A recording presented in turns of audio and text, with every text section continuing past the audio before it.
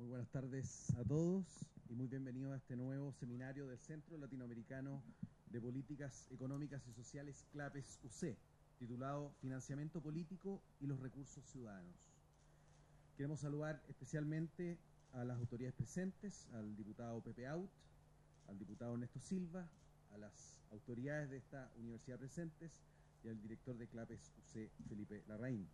Durante la mañana de hoy, la Presidenta de la República firmó en el Palacio de la Moneda el proyecto de ley que ingresará a tramitación parlamentaria sobre el financiamiento de la política que modificará la Ley 19.884 sobre transparencia, límite y control del gasto electoral, que estaba vigente en nuestro país desde agosto de 2003.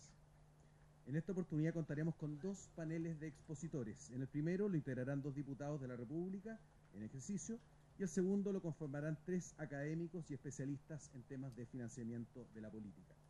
Posterior a ello, habrá un bloque de preguntas por parte de los asistentes. A continuación, y sin mayor introducción, dejo con ustedes al director de CLAPES UC, don Felipe Larraín, quien inaugurará este seminario.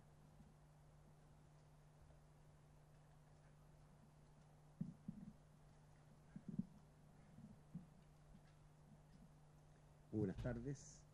En primer lugar, quiero darles la bienvenida, quiero agradecerles a ustedes por su presencia, pero especialmente a nuestros expositores. Quiero saludar y agradecer a don Ernesto Silva, a don Pepe Out. La verdad es que con ellos nos vimos mucho en la época en que tenía yo responsabilidades anteriores. Nos vimos mucho en la Comisión de Hacienda, en la Cámara. Me da gusto verlos nuevamente, a Alejandro Ferreiro, Claudio Fuentes, y agradezco también en forma especial a Salvador Valdés, que ha estado detrás de la organización de este evento, porque, bueno, como ustedes saben, Salvador lleva mucho tiempo investigando en el tema del financiamiento de la política. Yo voy a hacer solamente unas muy breves reflexiones en 5 minutos. El tema que nos convoca hoy, el financiamiento de la política, es de la mayor importancia para el funcionamiento de nuestra democracia. Déjenme enumerar algunos principios en términos de este tema. En primer lugar, la posibilidad de que los candidatos obtengan recursos para desarrollar adecuadamente sus campañas, comunicando sus propuestas a la ciudadanía. Una ley de financiamiento de la política debería cuidar que esto ocurra. En segundo, la posibilidad efectiva de una competencia política, es decir, posibilidad de desafiar con probabilidad razonable de éxito a los incumbentes, es decir, a los parlamentarios en ejercicio. En tercer lugar, la posibilidad de que los ciudadanos puedan expresar libremente sus posiciones políticas aportando recursos a las campañas. Y en cuarto lugar, la transparencia de los aportes sujeto a proteger de extorsión a los donantes. Hoy conocimos el proyecto de ley del Ejecutivo. En una mirada preliminar, apreciamos que varias de sus disposiciones van en contra de estos principios. Déjenme hablar de 4 de ellas que a mi juicio son particularmente complejas. En primero, la disminución del límite del gasto. Uno podría arguir que disminuir el límite del gasto es una ventaja para el incumbente, para el parlamentario en ejercicio, porque limita la posibilidad de desafiarlo. Si yo reduzco más el límite de gasto, estoy limitando aún más la posibilidad de desafiar a la persona que está en ejercicio. Pero si esto lo unimos a la reforma al sistema electoral binominal, que amplía las circunscripciones y distritos, el efecto es limitar aún más la competencia. ¿Por qué? Porque una campaña es más cara en un distrito más amplio. Y en tercer lugar, respecto de este punto, en varios países con democracias desarrolladas resulta inconstitucional el límite de gasto. Ejemplos son Estados Unidos, Alemania y países nórdicos. Segundo punto, se permite el financiamiento solo a personas naturales, aparte del financiamiento público, me refiero al financiamiento del ámbito privado, solo a personas naturales y hasta 1000 UF por persona. Esto reduce en un 90% el límite de gasto actual. Me parece, lo que parece a todas luces, excesivo, una reducción del 90% en el límite de gasto. No estamos hablando de cortarlo 10, 20, 30%. 90%, o sea, el límite de gasto hoy día es 10% del que era. Además, para que los aportes de personas funcionen, y aquí hay una propuesta, quiero hacer una propuesta, funcionen en forma efectiva, especialmente si se eliminan, como este proyecto lo hace, los aportes a las empresas, hay que dar mayores beneficios tributarios que los establecidos. Por ejemplo, la posibilidad de deducir el 50% de lo donado como crédito tributario de los impuestos personales. O sea, deducir de los impuestos personales el 50% de lo que se dona. Creo que eso lo hace en realidad efectivo, porque tal como está, si uno dice, permitimos a las personas donar hasta 1000 UF sin ninguna ventaja tributaria o con una ventaja tributaria mínima, vamos en definitiva a tener muy poco financiamiento por parte del mundo particular, de la sociedad civil. Tercer punto que me gustaría levantar. ¿Por qué impedir los aportes de personas jurídicas? Yo creo que esto es un tema que es importante que nos preguntemos. Primero, aclarar que las personas jurídicas no son solo empresas. ¿Por qué impedir que las personas, aquí acudimos a la lógica de la acción colectiva, ¿por qué impedir que las personas actúen de modo colectivo en política? Me refiero desde el punto de vista del financiamiento de la política. La acción colectiva, en este caso, uno podría arguir que es más eficiente y que aprovecha las economías de escala respecto de la acción individual. ¿Por qué impedir que donen las ONGs? ¿Por qué impedir que donen otros miembros de la sociedad civil? Por ejemplo, corporaciones creadas para apoyar determinadas causas. Yo quiero recordar, solo para dar un ejemplo, y esto comentábamos con Salvador hace un rato atrás, en Gran Bretaña, el Partido Laborista financia con sus aportes, es financiado por parte de los sindicatos. O sea, recibe aportes sindicales. En Chile eso no podría ocurrir. En el actual proyecto estaríamos dejando solamente personas naturales y financiamiento público. Parece que la restricción es demasiado fuerte. Y yo creo que tal vez si uno dijera, bueno, pero es que en Chile el caso del laborismo o el caso de Gran Bretaña es un caso único. No, la mayoría, una importante mayoría de países permiten que donen personas jurídicas. No solamente ONGs o sindicatos, también permite que donen empresas. La mayoría de los países, creo que la cifra es alrededor del 65% de los países permiten que esto ocurra. Bueno, en cuarto lugar, y esto es en términos de una ausencia, se pierde una enorme oportunidad de darle atribuciones efectivas al CERVEL para que controle, por ejemplo, los límites de gasto. Ahora se dice esto va a estar en un proyecto posterior. Bueno, todavía no lo vemos. Entonces creo que parte del tema es que el CERVEL tenga atribuciones efectivas. Este punto no lo estamos levantando exclusivamente nosotros. Algunas columnas domingo pasado levantaron este punto justamente. En síntesis, y para terminar y dar paso a la discusión del proyecto, tal como está, este proyecto corre el riesgo de que se vea como una forma en que los parlamentarios en ejercicio cuiden sus cargos limitando la competencia, si es que no se amplían estos límites. Limita fuertemente las posibilidades de que la sociedad civil aporte al financiamiento de las campañas y con eso coarta la libertad de las personas. Esperamos que en la discusión del proyecto esto pueda perfeccionarse, pero creo que, lamentablemente, una vez más, las premuras en la presentación de los proyectos conspiran contra la calidad de estos proyectos. Muchas gracias.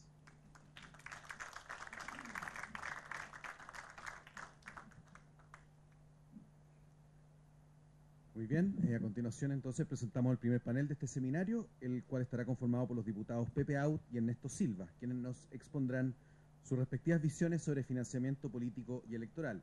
El diputado Pepe Out representa en la Cámara de Diputados a las comunas de Maipú, Estación Central y Cerrillos, correspondiente al distrito número 20 por el Partido por la Democracia, es médico veterinario y cuenta con un diplomado en Sociología. Por su parte, el diputado Ernesto Silva representa las comunas de Las Condes, Vitacura y Lo Barnechea, correspondiente al distrito 23 por la Unión Demócrata Independiente, además de ser su presidente nacional. Es abogado y máster en políticas públicas. Dejamos primero al diputado Out, tengo entendido. Como quiera, ¿no? ¿Sí?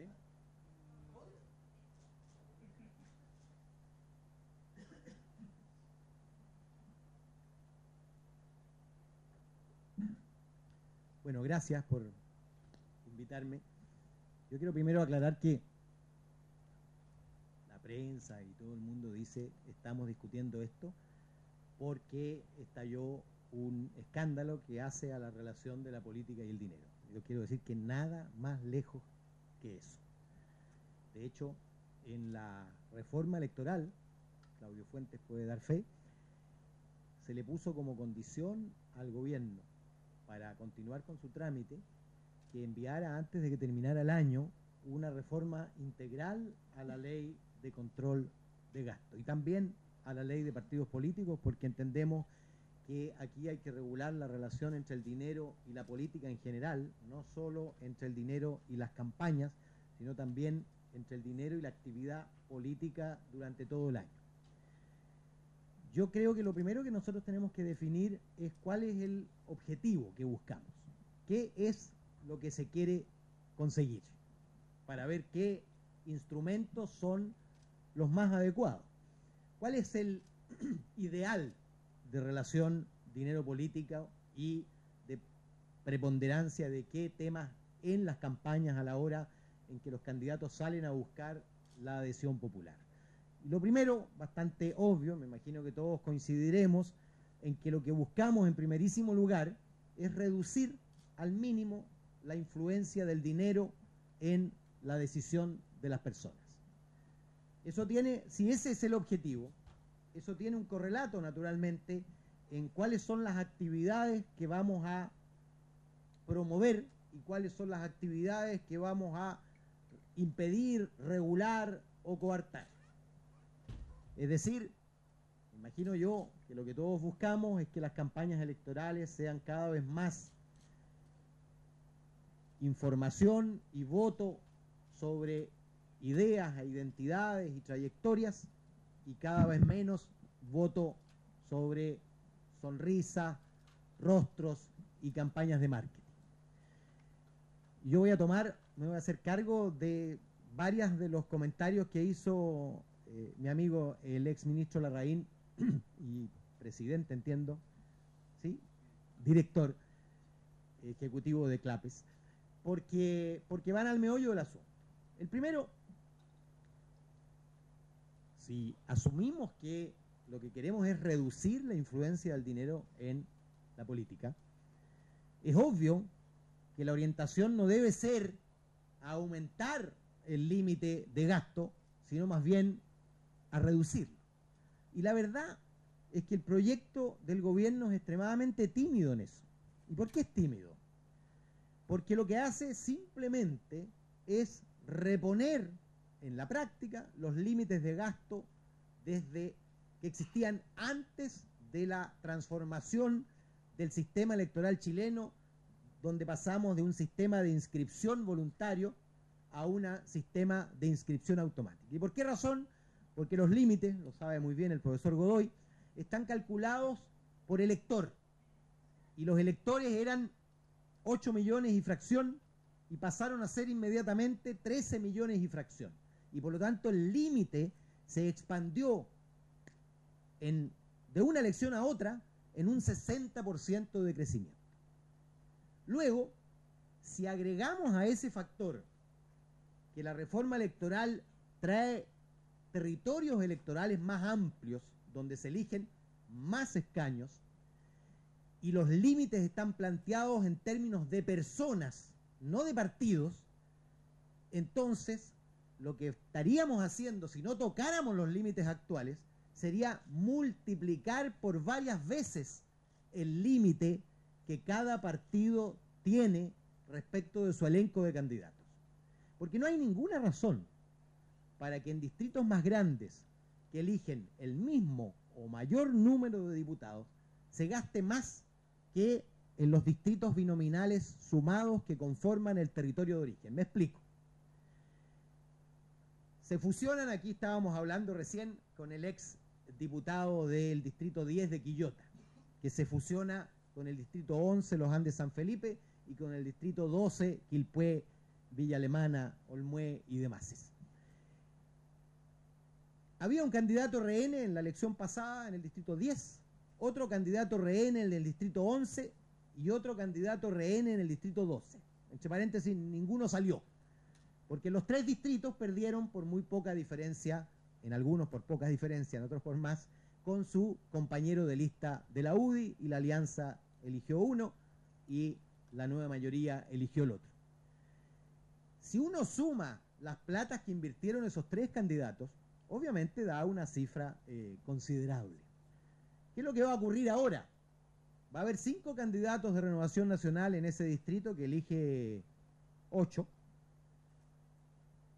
puede haber 9 candidatos, puede haber 4, al menos 4 candidatos de Renovación Nacional, y obviamente esos 4 candidatos van a ser de sus respectivos territorios y van a buscar agregar sus votos, porque el error que a mi juicio cometen muchos cuando dicen distritos más grandes, más plata, es pensar que el concepto del binominal, donde la campaña está centrada exclusivamente en el individuo candidato, en el sistema proporcional, el sentido de campaña pasa a ser colectivo, porque es desde el conjunto de los votos de Renovación Nacional lo que va a definir si elige 1, 2 o eventualmente 3 diputados. Y no hay ninguna razón para que Renovación Nacional tenga que gastar con su elenco de candidatos más de lo que gasta hoy día. Y hoy día los límites de gasto de campaña son 60% mayores que los límites de campaña que teníamos hasta hace pocos años, que ya eran altos. Segundo, se dice que mientras más plata se pueda gastar, mejor para los desafiantes. Perdónenme, pero eso no tiene ningún asidero. Los incumbentes tienen acceso a las redes financieras bastante más fáciles que los desafiantes. En la medida en que las campañas signifiquen menos inversión financiera, es evidente que las personas comunes y corrientes van a tener algo de mayor opción que si demandan una barrera financiera gigantesca. Tercero, yo quiero decir que el gasto de campaña, a partir de un cierto umbral, yo lo podría probar acá, es perfectamente indiferente. Es decir, hay una ley de rendimiento decreciente que es bastante evidente. Superado cierto umbral mínimo, que significa que el candidato sea conocido, que lleguen a la casa de todos los electores el material correspondiente para que sepan cuál es su propuesta, que esté identificado cuál es su candidato o candidata presidencial, es decir, que todos los electores lo tengan como opción a la hora de elegir. Hecho eso, francamente, la sobrecarga de afiches, carteles y materiales se ha revelado completamente innecesaria y que tiene mucho más que ver con la llegada de recursos a las campañas de los candidatos que con la necesidad absoluta. Miren, yo no quiero personalizar, pero para poner extremos, en Santiago Centro a Felipe Kast le costó casi 10.000 pesos cada voto. A Giorgio Jackson le costó poco más de 1.000 pesos cada voto. Probablemente el umbral esté en 3.000, pero todo lo que se gastó después de 3.000 hasta llegar a 10.000, y la verdad es que si el límite fuera todavía mayor, estoy seguro que el candidato, que es un ser ansioso, que obviamente va a hacer todo lo que le sugieran, todo lo que le recomiende la agencia respectiva de que haga, porque claro, si no lo hace después va a decir, pudo haber perdido por un voto. Lo que quiero decir es que tanto más bajos los límites, evidentemente, tanto mayores probabilidades tenemos de igualdad entre los candidatos. Tanto más altos los límites, mayor será la diversidad entre el candidato que tiene menos y el candidato que tiene más. Tercero, aquí se dice que es perfectamente legítimo que sean personas naturales o personas jurídicas las que aporten. Despachemos primero el tema de que yo coincido completamente en que el financiamiento debe ser mixto. Debe haber un componente público y un componente ciudadano. La pregunta es si los ciudadanos van a ser considerados individualmente o van a ser considerados en entidades colectivas. Y ¿para qué nos vamos con eufemismos cuando hablamos de entidades colectivas? Si estudiamos la estructura de los aportes y particularmente de los aportes reservados, veremos que el 99% de estos proviene de las empresas y que el 90% de los recursos provenientes del mundo empresarial vienen del 1% de las empresas más poderosas. Y cuando hablamos entonces de eliminar los aportes reservados, estamos hablando de eliminar el aporte del 1% de las empresas más poderosas de Chile. La pregunta es anterior. A mí lo que me importa muchísimo más de si son personas naturales o si son personas jurídicas es la magnitud del aporte. Y el proyecto del gobierno se queda absolutamente corto en eso. Porque ¿qué importancia tendría si son personas naturales o jurídicas si el límite fuera 500.000 pesos y por lo tanto ningún interés particular pudiera sentirse propietario de un representante popular determinado y ningún representante popular podría sentirse dependiente de un interés particular? Porque si 1.000 personas dan 100.000 pesos, la relación es completamente distinta si 10 personas jurídicas o personas naturales dan 10 millones de pesos cada una. La situación de la relación entre ese interés difuso de 1.000 personas que dieron cada una cantidad significativa para ellos, pero completamente insuficiente para considerar una relación de dependencia entre ese ciudadano y ese candidato. Si ustedes me preguntan, yo prefiero 1.000 personas con 100.000 pesos que 10 personas con 10 millones. Hace una situación completamente distinta y por lo tanto yo soy partidario de fijar un límite máximo de contribución el más bajo posible, de manera que lo que se incentive sea la contribución ciudadana y no la contribución del interés. Porque la pregunta es esa. ¿Es legítimo y legal? Yo sé que es debatible, hay un conjunto de países que lo tiene, hay un conjunto de países que no lo tiene. Quiero decir sí, para hacer la diferencia, que ninguno de los países que lo tiene, y conozco muy bien el caso sueco, tiene ni el nivel de concentración económica que tiene Chile, ni el nivel de militantismo empresarial que tiene Chile.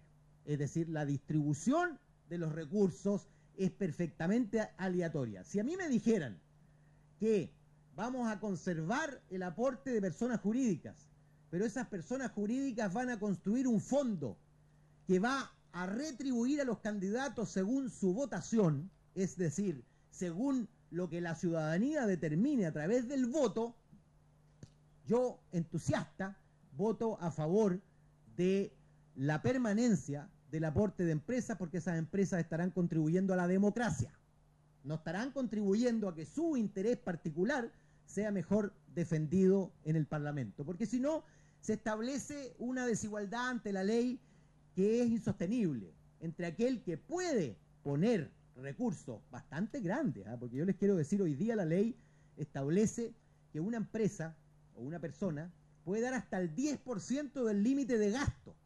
Mi límite de gasto en el distrito actual, que tiene 530.000 electores, que es el distrito 20, es de 15.000 UF. 15.000 UF. Es decir, 300 y fracción. Hay candidatos que gastaron 30 millones, hay candidatos que gastaron 100 millones, hay candidatos que gastaron 200 y tantos millones declarados según el CERVEL. Si el límite de mi nuevo distrito se mantuviera como está hoy día, pasaríamos a casi 30.000 UF de límite. Estoy dando números gruesos para que se hagan una idea. Es decir, yo podría, o alguien en mi distrito, para competir conmigo, podría llegar a gastar 600 millones de pesos. Yo creo que esas cifras son absolutamente desmedidas para tratarse de una campaña centrada en la información, en el acceso del mensaje y en el conocimiento de la identidad del candidato.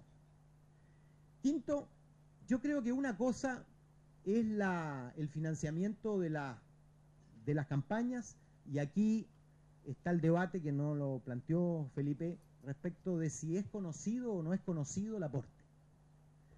Francamente, yo creo que es más relevante que si es público o privado, es la magnitud del aporte.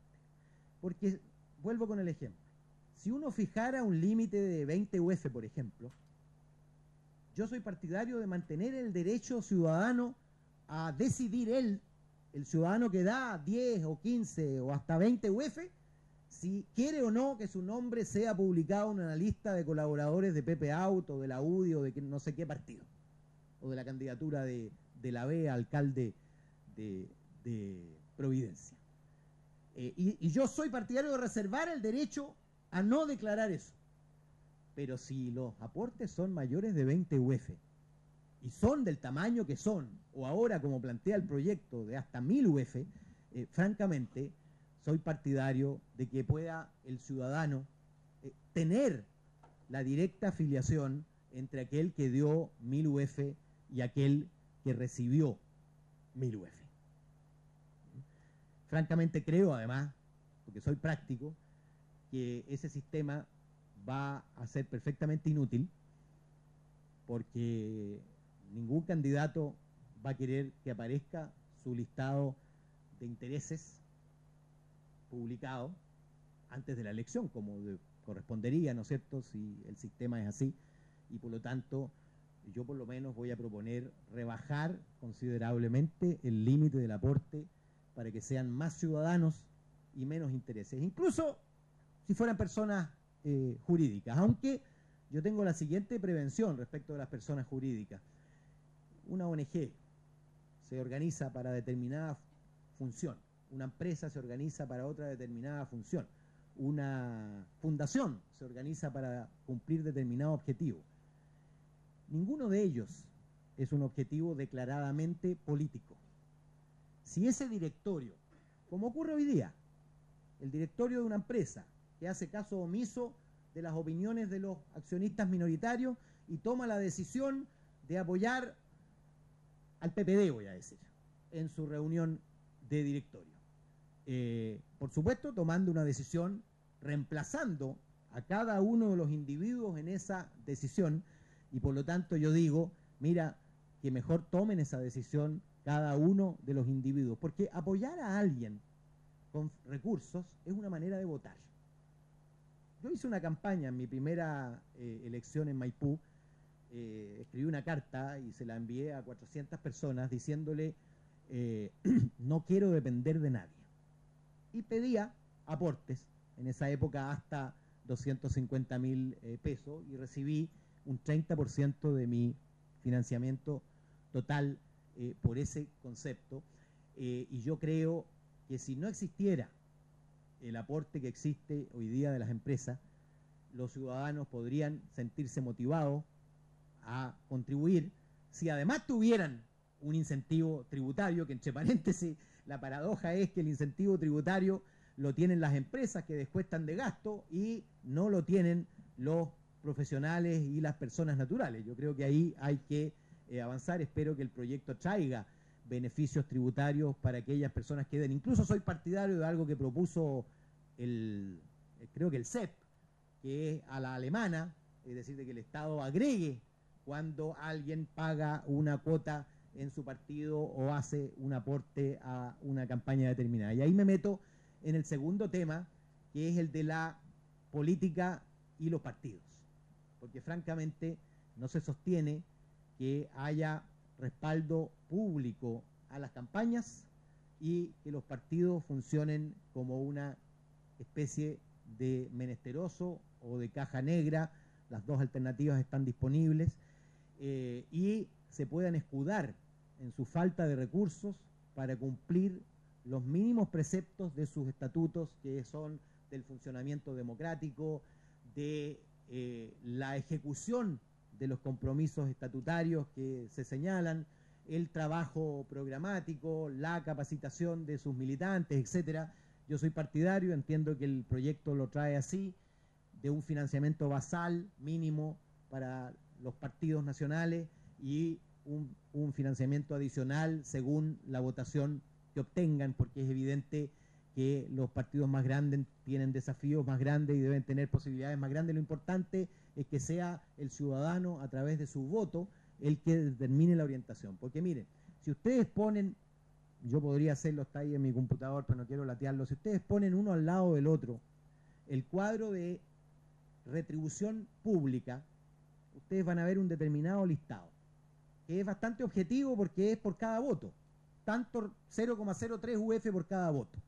Y tú pones los aportes reservados, la distorsión que hace el aporte reservado a la democracia es gigantesca.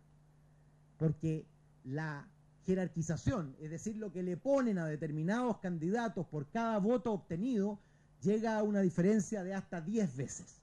Y lo que le ponen a determinado partido en relación a otro con los mismos votos, llega a ser de hasta 3 veces. Yo no estoy diciendo la estupidez que dicen algunos de que el financiamiento es para un partido o para dos partidos o para determinados candidatos. La ley, por supuesto, rigió para todos y yo probé simplemente con los datos de la web del CERVEL que todos los partidos recibían aportes reservados. Pero como diría Orwell, unos son más iguales que otros. Y no hay ninguna razón, ninguna a mi juicio, que justifique que la UDI reciba 2,5 veces más aporte reservado que Renovación Nacional, que Renovación Nacional reciba 1,5 más que la Democracia Cristiana, y así sucesivamente.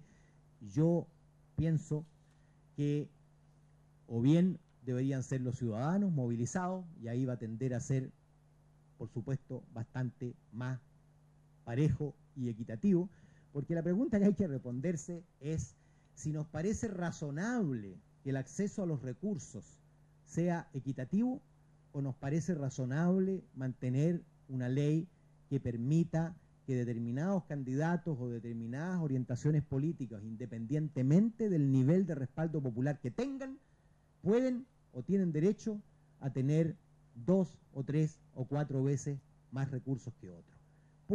¿Influye en la democracia chilena que el Partido Comunista tenga 0 aportes reservados y otro partido tenga 100 de aportes reservados? Influye, naturalmente que influye. ¿Tiene sentido que el dinero influya de una manera decisiva en la representación que tienen las distintas corrientes ciudadanas? Yo por lo menos soy de los que cree que el objetivo de toda ley debe ser reducir al mínimo la influencia diferenciadora del dinero en las decisiones de las personas. Gracias.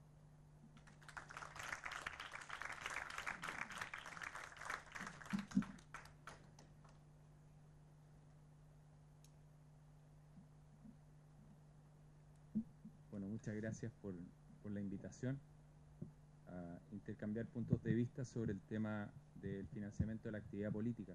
Yo quisiera, se lo informé a Felipe Larraín y también a Salvador Valdés. Yo tengo una actividad del jardín infantil inexcusable, por lo tanto después de exponer no me voy a poder quedar a la parte del debate. Yo quisiera partir por una mirada, no me atrevo a decir filosófica porque no creo que sea eso lo que yo pueda abordar adecuadamente, pero sí yo quisiera plantear un punto de vista normativo inicial y que consiste en señalar que yo considero que los aportes a la política son buenos.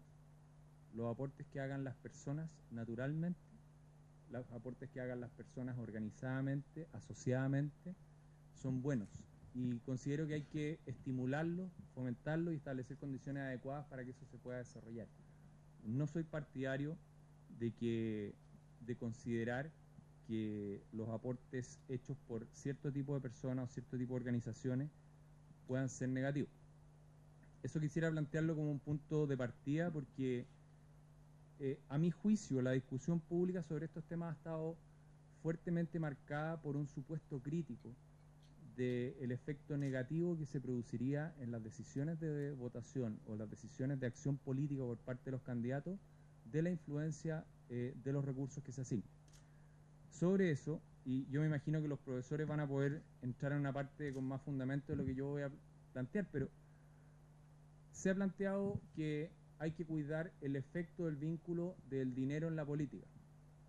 Yo el único estudio que conozco en profundidad es del MIT, publicado en el 2003 en el Journal of Economic Perspectives, y en ese lo que hace es que estudia 40 estudios publicados entre el año 76 y el 2002, y encontraron que en 75% de los casos las contribuciones a las campañas no tuvieron efectos significativos en la votación. y si lo tuvieron un efecto contrario. ¿Y qué es lo que se plantea acá? Hicieron estos mismos profesores un estudio para corroborar cómo actuaban las decisiones de los legisladores, y lo que encontraron es que las decisiones de los votantes, en Estados Unidos al menos, eran consistentes con las preferencias o las creencias más que con los aportes, y que estas contribuciones no tenían un efecto en las decisiones de conducta del legislador. Yo quiero poner esto sobre la mesa para la discusión que se va a tener acá, porque me parece que el debate que se ha dado en el último tiempo parte de un supuesto, de que habiendo contribución hay mal comportamiento, o hay incidencia en una determinada dirección en las decisiones de votación o de planteamientos públicos que pueda tener una determinada persona. La evidencia acumulada, al menos en esta literatura que yo he revisado, no demuestra eso, no sugiere eso, sino sugiere que no hay evidencia significativa, y en algunos casos hay evidencia en sentido contrario del efecto que tiene el aporte de recursos privados o de las contribuciones a las campañas en las decisiones de los legisladores. Habiendo planteado eso, creo que uno puede, al menos desde mi perspectiva, profundizar un poco en la relevancia del financiamiento, porque si no hay un riesgo, al menos en la evidencia, de que los aportes privados sean públicos o reservados, me refiero a aportes de la comunidad organizada como empresa, como organización sin fines de lucro u otra, habiendo despejado ese tema o abriendo más debate sobre él, tenemos que ir al fondo de los asuntos. Y el fondo de los asuntos está asociado, en primer lugar, con el hecho de que sea positivo o no que existan aportes de la comunidad organizada a través de empresas o a través de otra forma, o aportes del Estado. Y quisiera tocar algunos temas de esto brevemente como reflexiones para luego explicar la propuesta que anunció la UDI sobre financiamiento de la política. Me refiero a los partidos y a las campañas hace 3 semanas atrás, en un documento que trabajamos con el senador Hernán Larraín y que lo pusimos a disposición del gobierno sin mucho éxito, de acuerdo a lo que pude observar en el proyecto que se presentó hoy día y cuyo contenido en detalle aún no tenemos como para poder, al menos desde la UDI, hacer un pronunciamiento en detalle. En abril de este año, un fallo de la Corte Suprema Americana, en un caso que se llama McCutcheon versus Federal Election Commission, sentenció la Corte que los límites fijados por una norma estatal, por una norma federal, en la Federal Election Campaign Act, que venían del año 71, sobre cuánto puede donar una persona a candidato, a partidos políticos y a comités, violaba la cláusula de libertad de expresión en la primera enmienda de la Constitución. Quiero citar algunas cosas de afuera para poder recoger también las miradas sobre libertad de organización, libertad de asociación y libertad de expresión. Uno de los jueces, que es el juez Rogers, expresó la opinión mayoritaria, sentenció que no hay derecho más básico en la democracia que el derecho a participar en la elección de nuestros líderes políticos. Seguramente muchos ciudadanos estarían encantados de ver menos comerciales sobre los logros de un candidato u otro atacando a su adversario, que es muy propio de la política americana. Para agregar más adelante que el dinero en la política puede a veces parecer muy repugnante para muchos, pero también son muchos otros actos que la libertad de expresión permite. Y afectar esta libertad de expresión o limitarla a través de los montos es algo que es considerado, a través de esta decisión del tribunal, un error, y es algo que fue revertido.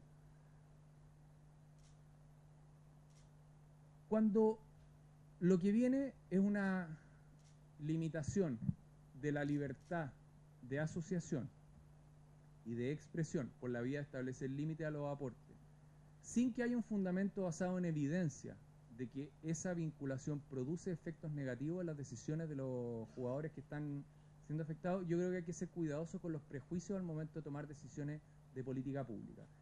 Y tiendo a pensar que eso puede ser lo que está sucediendo con la normativa que se está proponiendo acá. Como lo planteo como marco de corte más general. Y lo que es relevante es que la contrapartida al financiamiento privado que se plantea es la existencia de más financiamiento público. Y junto con plantear la legitimidad moral de que las personas, individual u organizada y asociadamente, puedan hacer contribuciones a la política y a la política, yo quiero cuestionar la ilegitimidad moral de que todo o la mayor parte del financiamiento de la política sea público. Porque creo que soportar en el peso de los ciudadanos, todos, obligarlos a financiar con sus recursos, a los partidos que no quieren financiar con los recursos de todos, las banderitas, las chapitas, los pendones, las miniaturas incluso que hoy día se hacen de los candidatos, de todos los sectores políticos, con un peso muy fuerte en los recursos públicos, a mí me parece que no corresponde hacerlo de esa forma. Y lo planteo antes de ir a desarrollar algunos de los puntos de la estrategia puntual, así como se discute la legitimidad moral, y he planteado mi posición sobre los financiamientos de las personas individual u organizada y asociadamente de acuerdo a la libertad de asociación y expresión que se consagra en nuestro ordenamiento jurídico y que puede cambiar la forma de regulación jurídica, no a mi juicio la legitimidad de la misma. Cuestiono que gran parte del financiamiento deba ser con cargo a recursos de todos los chilenos y exigirle que con mis recursos se financien las campañas de otros o que preferencias de personas individuales vayan a financiar con preferencias políticas distintas a las mías, puedan financiar mi actividad o la de mi partido. Agrego en este punto que todas las contribuciones de las personas naturales o jurídicas responden a un interés, y hay que tener cuidado cuando quiere erigirse una autoridad que pueda calificar de bueno, malo, conveniente o inconveniente ese interés. Creo que está en parte de los argumentos que se han planteado en esta discusión y me parece preocupante que así sea. Si uno planteara objetivos, yo creo que el principal objetivo es lograr elecciones más competitivas y más transparentes. Eso me parece que es un objetivo que deberíamos lograr y buscar a través de la regulación del financiamiento de las campañas. Y Pepe plantea hace unos minutos atrás como objetivo reducir la influencia del dinero en la política y en las decisiones. Yo compartiría ese planteamiento si hubiera evidencia de que eso produce efectos negativos. Y he planteado que la evidencia que conozco no lo demuestra así. Y por lo tanto creo que hay otros objetivos prioritarios a plantear, como es lograr elecciones más competitivas y también más transparentes. Dentro de los aportes, habiendo despejado mi posición sobre la relevancia de los aportes de las personas naturales y jurídicas organizadas, quisiera referirme al aporte reservado, a la reserva secreto o como se llame, o a la privacidad del aporte. Esta es una cuestión que a mi juicio no es esencial. Y por lo tanto, en mi opinión, lo esencial es que puedan haber aportes de personas naturales o jurídicas en el ordenamiento de las campañas y de la política, pudiendo ser este un tema accesorio. Sí quisiera hacer un símil en este tema con lo que ha sucedido con la votación de los individuos. Hasta una parte del siglo XIX, y acá no me atrevo a hablar mucho de historia ni ciencia política, estando los profesores tan expertos acá, pero hasta hace un poco más de un siglo atrás, el voto en gran parte del mundo era un voto cantado, o era un voto a voz alzada. Eso durante el siglo XX fue cambiando para pasar a un voto privado, que en Chile se le habla de voto secreto, pero es un voto privado, la privacidad en el acto mismo de, con mi interés, manifestar mi preferencia en un acto. Y eso se hizo no por tratar de guardar un registro secreto de las decisiones de cada persona, sino para resguardar a las personas en su libertad de poder expresar, de asegurar su libertad de expresión sin verla en riesgo. Yo quisiera hacer una reflexión, a pesar de las diferencias que existe en el aporte político, quisiera tratar de plantear que sí existe una similitud. Desde el momento en que quienes puedan aportar a un sector político, puedan asumir costos de ser apuntados o castigados por la posición que tomen. Si bien esto en Chile hoy día puede parecer algo ridículo y dirán exagerado, hace algunos años atrás, el año 2010, uno de los jueces de la Corte Suprema, el juez Thomas, en un fallo relacionado a la elección a un plebiscito en California, que fue simultáneo con la elección presidencial del 2008, En ese caso era un tema sobre regulación de las parejas del mismo sexo, si no me equivoco. En un caso de ese tipo, argumentando a favor de la importancia de mantener la anonimidad de las donaciones, planteó diversos ejemplos de personas que un motivo de dicho plebiscito, que era un plebiscito relacionado con el matrimonio homosexual o con regulación de parejas del mismo sexo, no me acuerdo exactamente, personas que por haber apoyado una de las dos posiciones y haber hecho donaciones a candidatos, fueron amenazados en su persona y en su familia, afectaron sus negocios hasta el punto de tener que cerrarlo, agredidos físicamente y en su propiedad, incluso asesinados cuando fueron publicadas sus donaciones de montos tan bajos como $100, dada la obligación de California a publicar. Yo digo, este no es un tema de la reserva esencial, pero sí quiero plantear los argumentos por los cuales la reserva de los aportes puede ser un elemento importante en el funcionamiento de los aportes de las personas cuando existen visiones polarizadas diferentes en los temas. En síntesis, yo quisiera plantear que es relevante resguardar la libertad de expresión, reconocer la libertad de asociación, que eso debiera poder traducirse en que legítimamente los intereses de las personas aportan por un interés, por el bien del país o por un beneficio propio, no aportan por una cuestión conceptual, lo mismo que puedan hacer las personas jurídicas. Me parece que es positivo y que se puede avanzar en la normativa que hoy día lo regula. En segundo término, planteaba que no existe evidencia que indique que el vínculo entre el aporte y el destinatario del aporte incida en las decisiones de votación, que creo que está en el corazón del debate que hay que tener hoy día.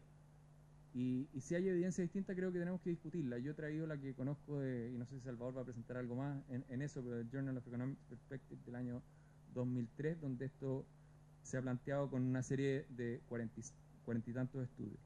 Y finalmente, dado que no hay evidencia que demuestre que los recursos aportados por una persona o empresa inciden en la decisión de voto, quedaría por discutir y analizar lo que tiene que ver con la reserva de estos aportes. Y la reserva de estos aportes, que no es un tema esencial, lo planteo como argumento en base a este fallo de la Corte Americana en el caso del plebiscito en California, de los efectos que puede tener el no mantener la reserva o privacidad del aporte tal cual como se mantiene hoy día respecto a los aportes de empresas y como también se hace respecto a la privacidad del voto. Habiendo dicho eso, algunos comentarios sobre la propuesta de la UDI, muy brevemente para no exceder los tiempos. Primero, una reflexión. Yo no tendría problema, y me parece que es una cosa que se puede ir explorando, que los candidatos muestren a sus aportantes, que los puedan presentar en algunos casos, si es que eso se puede ir avanzando hacia acuerdos, en la medida que no se produzca el efecto que he planteado antes del cuidado con la reserva que pueda tener consecuencias en quienes han hecho los aportes, que a veces la polarización del país hace ver con preocupación el trato que pueden tener quienes toman decisiones en una dirección o en otra. He planteado también la ilegitimidad moral, a mi juicio, de que la mayor parte del aporte de las campañas venga del sector público cuando el país tiene tantas prioridades y cuando considero que para los ciudadanos es altamente injusto que sus impuestos vayan a financiar actividad política de partidos de sectores que no necesariamente comparten, sino que muchas veces difieren. La UDI hizo un planteamiento hace 3 semanas atrás que incluye una mirada tanto de los partidos políticos como de las campañas políticas, que busca hacerse cargo de parte de los principios que he señalado al inicio de esta reflexión, pero también del debate público y la realidad que se enfrenta. Respecto de los partidos políticos, nosotros lo que hemos planteado es que pueda haber un financiamiento estatal que pueda tener un componente como son las asignaciones del Congreso hoy día. Es decir, que se pueden gastar en ciertos ítems con rendición transparente de cuentas y que puedan ser objeto o sujeto, no sé cuál es la palabra, de fiscalización. Y en eso lo hemos evaluado en las siguientes dimensiones: una asignación basal para los partidos que están constituidos en las regiones que están constituidos, que no debe ser el aspecto más relevante, un aporte variable que pueda depender de su representación parlamentaria o de otra métrica de representación política. Y en tercer lugar, un aporte que hemos sacado de ideas que hemos mirado, por ejemplo, lo que ha hecho Salvador, lo que ha hecho el CEP y otras personas, que es el peso a peso, el matching fund, que vaya en la lógica de que incentive a las personas naturales y jurídicas a aportar a los partidos y le ponga también un incentivo recaudatorio a los partidos, en términos de que si reúnen recursos por esas vías, el Estado pueda, quizás a una tasa decreciente, incorporar también incorporar un aporte equivalente hacia los partidos. Nosotros entendemos que con foco de transparencia los aportes a los partidos por estas vías podrían tener un componente de estar destinado a ciertos objetivos centrales, que son gastos de operación de los partidos, formación de juventudes y centros de estudio asociados al partido, de manera de darle un foco en el tipo de ámbito en que estos recursos se puedan invertir. En el financiamiento privado nosotros proponíamos y proponemos que es, uno, fortalecer los incentivos a que los militantes paguen sus cuotas. Yo no quiero hablar de la precariedad de lo que es el financiamiento de los partidos hoy día, pero yo creo que hay que estimular mucho más a los militantes, a los dirigentes, a ser parte de los proyectos. Si pudiéramos lograr que 17 millones de chilenos estuvieran aportando un peso a la política, creo que sería mejor para todos, si fuéramos capaces de poner los incentivos adecuados. Y lo que hay que hacer es dar ese piso y no restarlo. Y por eso creo que cuando se busca tanto financiamiento público, cometemos el riesgo de alejar la posibilidad de que las personas se involucren un paso más en esto. Nosotros creemos que hay que poner los incentivos, y en eso pueden ser incentivos de tipo tributario, pueden haber distintas formas de explorarlo, y en eso los profesores quizás van a poder plantear buenas ideas para que sean recogidas en el debate. Yo soy partidario que puedan haber aportes de personas jurídicas con fines de lucro y sin fines de lucro, revisar las estructuras de crédito y beneficios que se puedan dar. En el tema del financiamiento a las campañas, nosotros creemos que se puede evaluar la opción de ampliar el financiamiento hoy día público a las campañas. Es un tema que puede ser sujeto de debate, se puede ampliar el aporte fiscal. Y en el aporte privado, nosotros somos de la idea de mantener los aportes de personas naturales y de personas jurídicas en el carácter que puede ser público o puede ser reservado. Hacemos ciertos planteamientos para limitar estos tipos de aportes del siguiente tenor. En primer lugar, nosotros planteamos que hoy día, si una campaña puede financiar hasta 100% con aporte reservado, planteamos reducir eso a un porcentaje menor, un 60%. Respecto del aporte reservado, que hoy día puede ser hasta un 10% del tope de un candidato en una campaña, hemos propuesto bajarlo a 4%, asociado a parte de lo que planteó Pepe Out de la magnitud de los aportes en las campañas, no a la legitimidad que nosotros vemos en ellos mismos. Revisar los límites de los aportes a las personas naturales, y proponemos eliminar los aportes anónimos. Nosotros vemos que esa puede ser una fuente incombustible de blanqueo de dinero. Eso lo digo así con todas sus letras. Ese es el aporte, a mi juicio, más negativo, porque tanto el que aporta como el que reciben saben del aporte, menos la comunidad, a diferencia del aporte reservado, que el aportante sabe. El candidato puede tener una expectativa del aporte, pero no una certeza. Y los niveles de coordinación que se tienen que alcanzar entre personas anónimas para haber alcanzado, no sé cuántos fueron en la campaña de la presidenta Bachelet, pero 90.000 personas que aportaron 86.000 pesos, requiere un nivel de coordinación muy amplio y es difícil de organizar y sistematizar, ¿eh? Ahora, esto, a mi juicio, requiere ir de la mano de ciertos ajustes en la institucionalidad del CERVEL. Y creo que en eso hay bastantes cosas que compartimos con la propuesta del gobierno, por lo que yo no voy a entrar en detalle. Sí quisiera plantear que nosotros hemos propuesto adicionalmente a la revisión de las facultades del CERVEL, hemos planteado que se tienen que abordar las verdaderas áreas grises de las campañas. ¿Alguien cree que las campañas presidenciales del año 2013 partieron en septiembre del año pasado o partieron en mayo para la primaria, cuando las personas llegaron a instalarse a partir de marzo, haciendo campaña, contratando personal, gestionando estudios? Esa es una realidad que hay que abordarla, y hay que abordarla porque es bueno para el funcionamiento de la calidad de la política que eso se pueda enfrentar adecuadamente. En segundo lugar, los candidatos nuevos, yo creo que requieren un horizonte de tiempo mayor de campaña, que puede ser con distintos niveles de permisividad en el actuar de gasto, pero un espacio mayor de tiempo para poder competir y para poder desarrollar su acción pública, a diferencia de lo que sucede hoy día, que son tiempos bastante acotados y donde no hay un enforcement real de los plazos ni de los montos. En tercer lugar, yo he visto un nivel de cuestionamiento muy fuerte a los aportes reservados, y a los aportes de las empresas. Pero la evidencia lo que muestra es que en los datos del año 2013 los aportes privados a la política fueron un 55% a sectores no alianza y en un 45% a la alianza. Por lo tanto, a pesar de que en los partidos políticos puede haber uno, en el caso de la UBI, que recibe más aporte, los recursos privados a la política se distribuyen hoy día en el más amplio espectro político. En quinto, ya no sé en qué número voy, pero en un punto adicional, cualquiera sea las formas de regular los aportes, acá lo central es que nosotros podamos tener reglas que sean creíbles.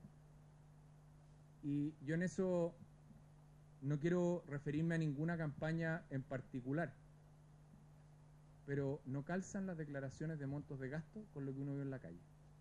No calzan los montos de gasto con lo que uno ve en la calle. Y por lo tanto, cualquiera sea la norma que se fije y si se establecen límites de no aumentar los gastos, deben cumplir las características de que pueda tener ejecución o hacer exigible el cumplimiento de esa norma.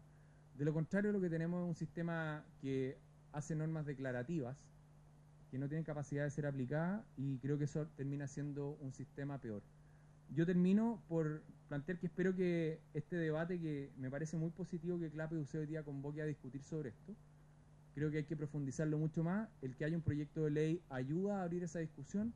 Yo espero que, así como el año 2003 se generó un acuerdo amplio para establecer una normativa de financiamiento de la política en torno a un conjunto de reformas que se hicieron entre mayo y junio del año 2003 y que en el caso del financiamiento de la política fueron perfeccionadas por 2 o 3 leyes adicionales. Espero que ese mismo debate y esa misma discusión permita que alcancemos también un muy buen proyecto de ley para una nueva etapa de financiamiento de la política. Muchas gracias.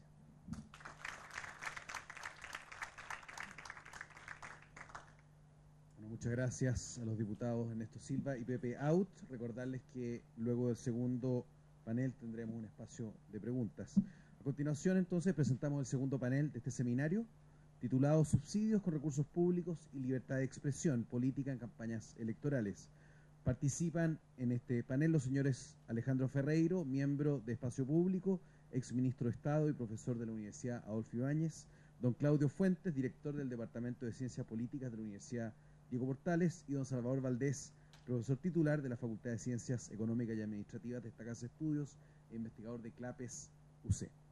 En el mismo orden, entonces, pueden pasar a hacer su ponencia respectiva. Gracias.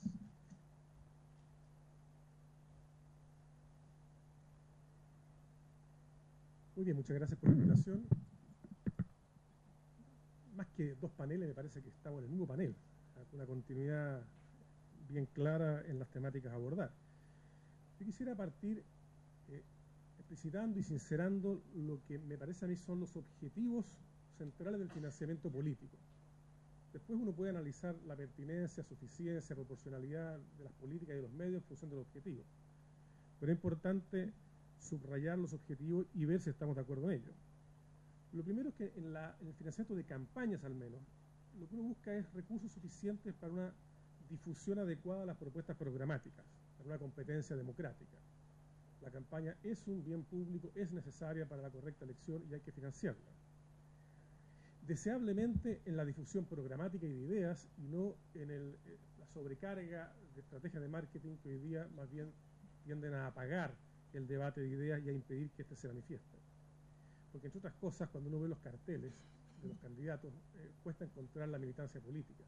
Es decir, aquí no hay una oferta sincera, precisa del pensamiento de la militancia, sino más bien un esfuerzo de marketing, casi de casting, que poco tiene que ver con lo que uno entiende virtuosamente como una campaña política programática. En segundo lugar, me parece a mí importantísimo prevenir los conflictos de interés, buscar la autonomía política frente al interés eventual del donante, reducir la influencia del dinero en la política. Esto es para mí al menos un objetivo a perseguir. No parece ser un objetivo compartido, es decir, cuando uno entiende que los límites, que todo límite a las donaciones y eventualmente todo límite al gasto es inconveniente por determinadas razones normativas, en definitiva lo que se está diciendo es no me preocupa mayormente la influencia de vida del dinero en la política, ya sea porque no la creo real, y aludo a algunos argumentos y papers para demostrar que no hay tal correlación, o porque finalmente puede haber un interés subyacente detrás de ese planteamiento. Pero, al menos en mi planteamiento, creo que hay que prevenir ese conflicto de interés, que la democracia y la plutocracia no son lo mismo, y que corremos el riesgo de simplemente confundirlas si permitimos la proyección de las diferencias y de la influencia del dinero en el ámbito económico hacia la política. Segundo, tercero, es también importante, creo yo, la equidad competitiva. Evitar no solamente la influencia del dinero en la política, evitar que el desigual acceso a los recursos económicos frente a una campaña sea decisivo para el resultado electoral. Tiene que ver con la equidad democrática. Ahora bien, el contraargumento más potente que se señala respecto de esto es ¿qué hacemos con la libertad de expresión a partir de los fallos de la Corte Suprema norteamericana? En la libertad de expresión encontramos el fundamento para el aporte irrestricto y para el gasto irrestricto en las campañas políticas. Los fallos de la Corte Suprema norteamericana, y hay que reconocerlo, han dicho finalmente que sí. Pero a mí no me parece que sea suficiente argumento normativo. No sé si la libertad de expresión debe ser predicada igualmente para quien es mudo y no puede hablar, que para quien cuenta con micrófono, parlantes, para hacer valer su voz de una manera muy desigual respecto del mudo. Por tanto, en sociedades desiguales económicamente, favorecer la libertad irrestricta de donaciones y sin límite al gasto, me parece a mí que no es adecuado. Respecto a los partidos, el financiamiento de los partidos, ¿qué objetivo debiera buscar? A mi juicio en Chile, de una manera muy determinante hoy día, favorecer simplemente el adecuado funcionamiento de los partidos. Nos acostumbramos a ver en el horizonte los mismos partidos y a confiar en su estabilidad como una suerte de dato de la solidez de la democracia chilena. No hay en los elementos constitutivos del funcionamiento de los partidos hoy día en Chile nada que nos permita hacer presagiar que esa estabilidad va a permanecer. Bajo arraigo, precariedad institucional, bajísima legitimidad política, índices de militancia cada vez más abajo. Lo que estamos viviendo probablemente son los últimos años, la inercia de una estabilidad institucional que, si no hacemos algo para tratar de rescatar la representatividad y legitimidad de los partidos, nos puede pasar la cuenta en la estabilidad democrática del futuro. En consecuencia, el financiamiento de los partidos puede llegar tarde, pero es, creo yo, una condición necesaria, eventualmente quizás no suficiente, para buscar el fortalecimiento de las virtudes cívicas, representativas, arraigo social, funcionamiento adecuado, representatividad regional, formación política, etcétera, que a los partidos cabe pedirle. Algunas propuestas en torno a este tema. En las campañas,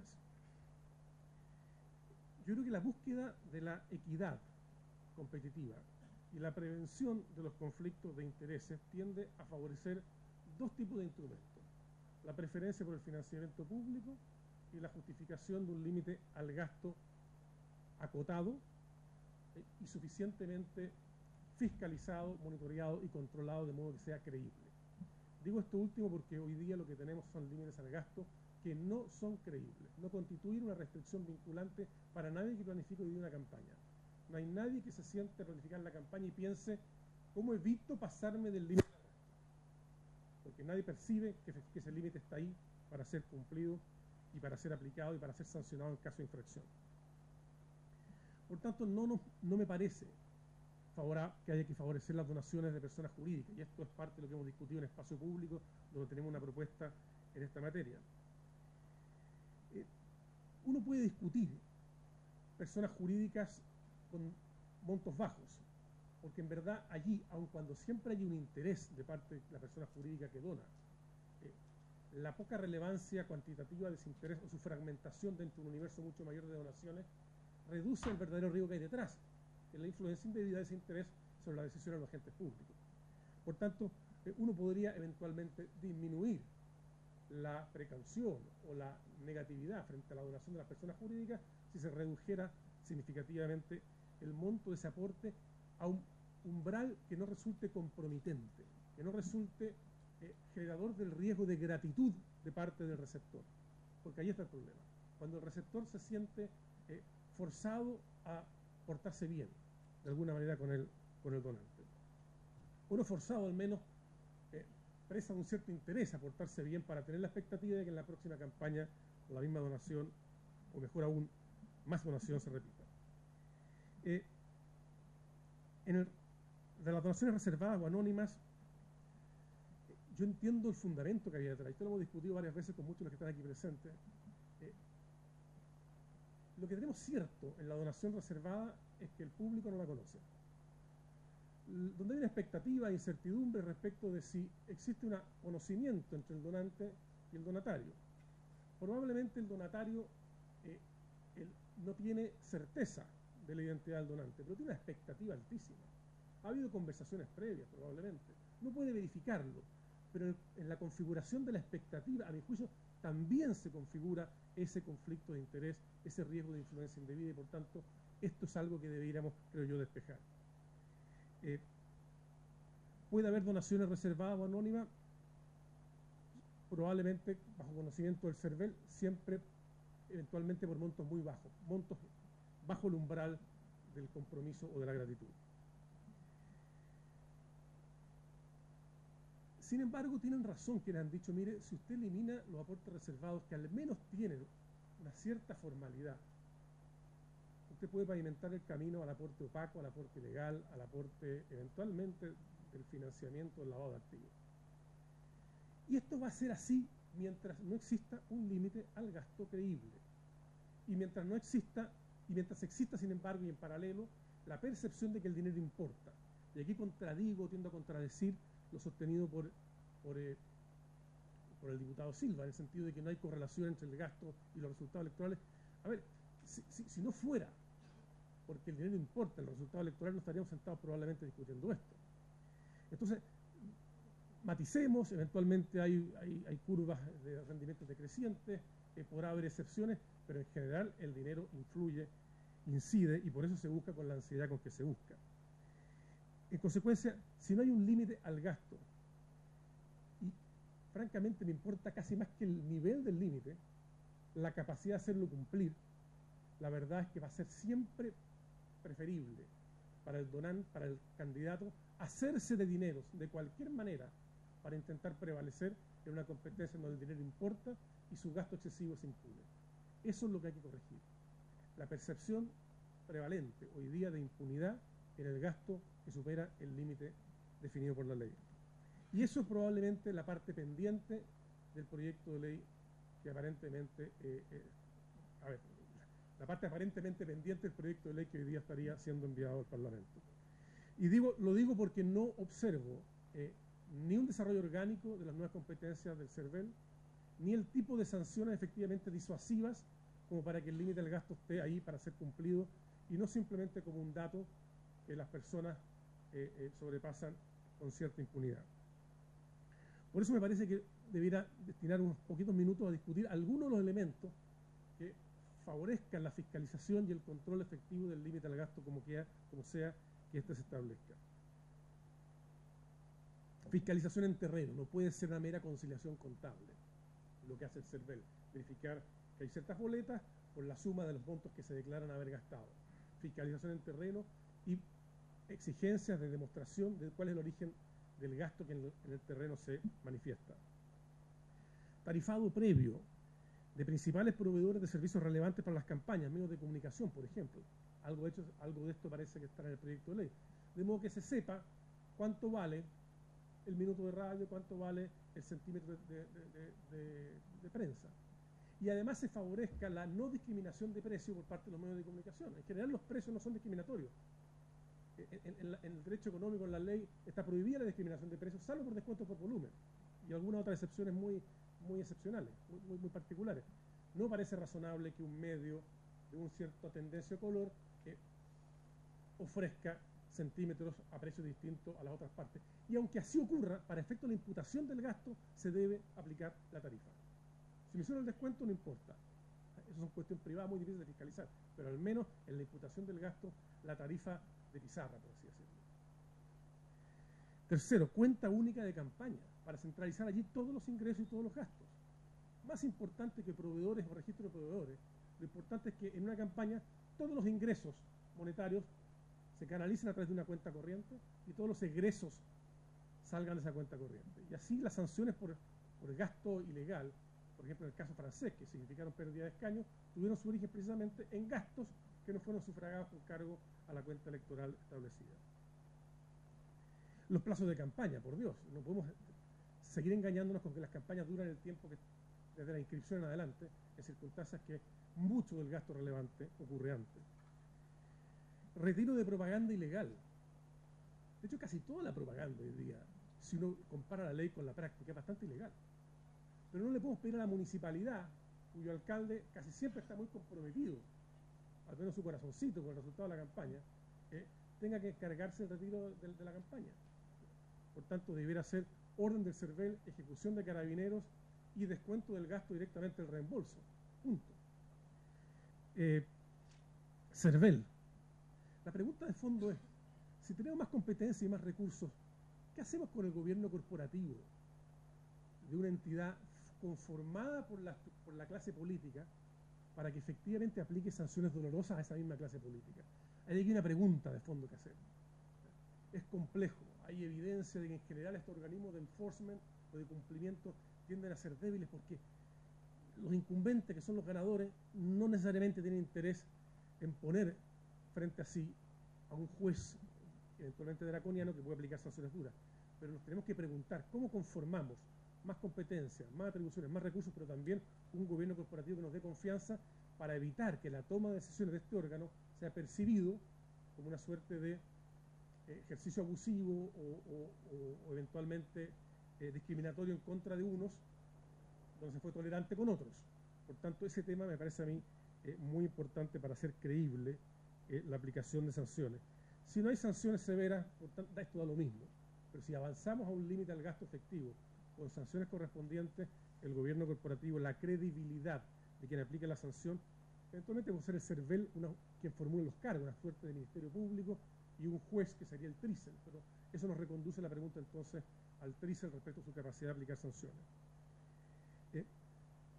Sanciones severas radicadas en el candidato infractor, no en el administrador electoral, en el candidato infractor, que incluyan, a mi juicio, la pérdida del escaño. No es posible, a mi juicio, que quien gana una elección infringiendo severa, groseramente las normas que rigen esa campaña, especialmente en materia de gasto electoral, pueda ser electo. Esa persona está descalificada. Eso ocurre en los deportes, eso ocurre en las demás competencias. No cumplí con las bases, no puedo ser ganador del partido de fútbol, de la competencia atlética, del concurso público. Aquí, sin embargo, hemos coqueteado con sanciones inferiores de tipo económico. Fíjense la paradoja. Quien ha demostrado que le sobra el dinero al punto de gastar en exceso, le vamos a cobrar una multa como única sanción. Eso me parece a mí que se corresponde a una lógica que no es aceptable. No se debieran computar los votos del candidato infractor para el reembolso del partido correspondiente, de modo a alinear al partido político con el control de gastos de sus candidatos, de modo que al partido también eventualmente lo duela.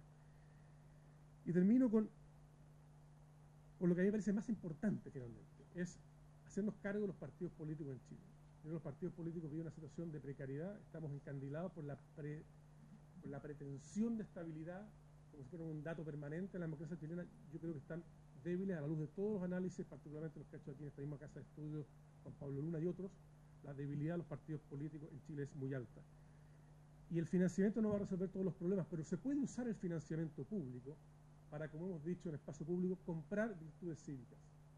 Comprar virtudes cívicas, es decir, un financiamiento basal pequeño, por el solo hecho de existir y por cumplir con ciertas normas de transparencia activa, y el resto del financiamiento, que será proporcional en su potencial, en su base, a los representantes de los votos en el Parlamento y en la Cámara de Diputados que sostengan, ese aporte debe estar condicionado a, por ejemplo, formación política o reembolso de formación política, presencia regional, y a mi juicio, y esto es discutible, lo hemos discutido y está en la propuesta de espacio público, elementos de gobierno corporativo que favorezcan su representatividad, es decir, participación de mujeres en los órganos directivos nacionales y regionales, participación de jóvenes, y en las regiones donde sea pertinente, participación de pueblos originarios. Hay que hacer un esfuerzo por vincular, generar mayor representatividad, vincular más los partidos al país real, y eso se puede lograr induciéndolo a través del financiamiento político. Estos son los elementos que quería compartir.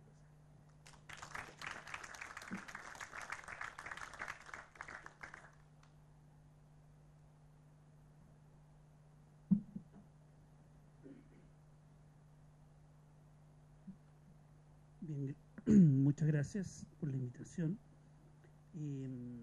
tenía preparada una presentación, pero en la medida en que se fueron ya colocando temas, lo que voy a tratar de organizar es algunas reflexiones, son 45 reflexiones sobre el tema que voy a tratar de condensar en 10 puntos.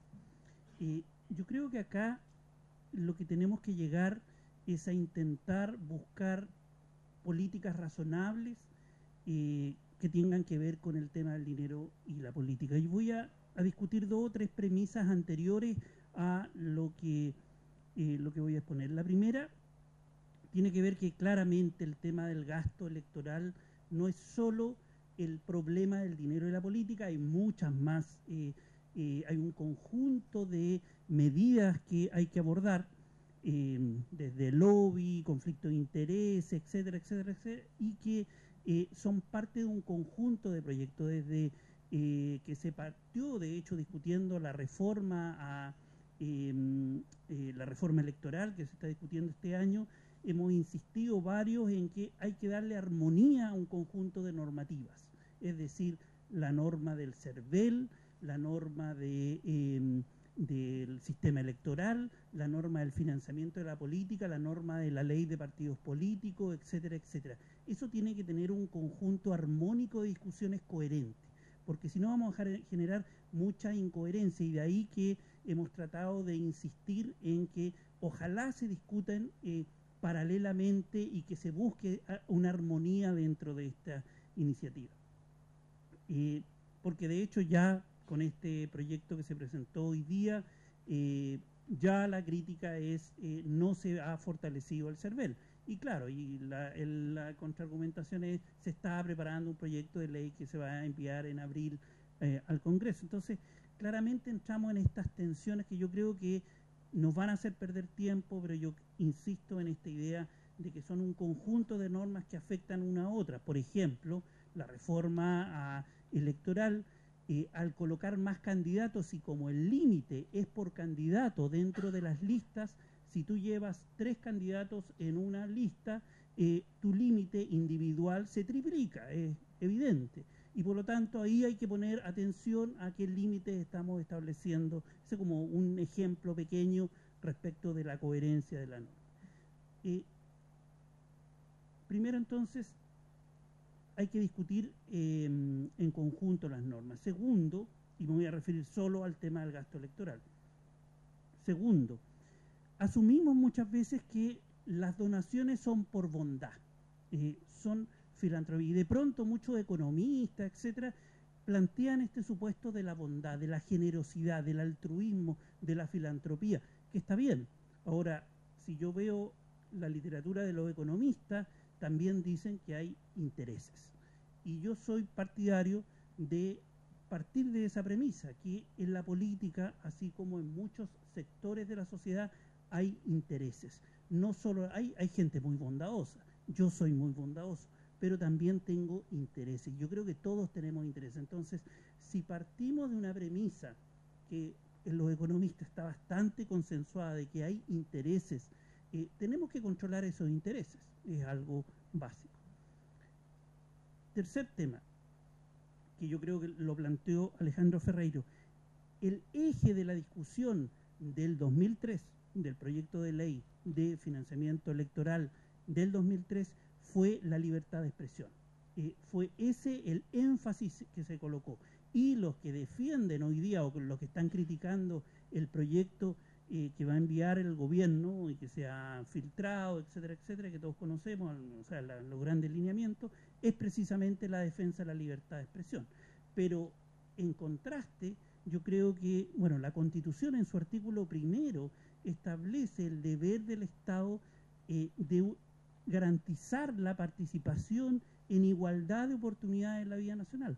Es decir, el principio de igualdad está en el artículo fundante de la Constitución, y me siento raro defendiendo la Constitución de 1980, pero en esta oportunidad y por lo tanto lo que necesitamos lograr con este tipo de proyectos es un equilibrio razonable entre la libertad de expresión y la igualdad de oportunidades. Cómo emparejar la cancha y permitir esa libertad de expresión. Yo creo que ese es el debate que debiese fundar los debates que vamos a tener en lo que viene en los próximos 2 años sobre esta ley, y no dividirnos entre libres bondadosos versus igualitarios que piensan que hay intereses solamente. Yo creo que hay que buscar un consenso razonable respecto de estos dos principios que están en la política.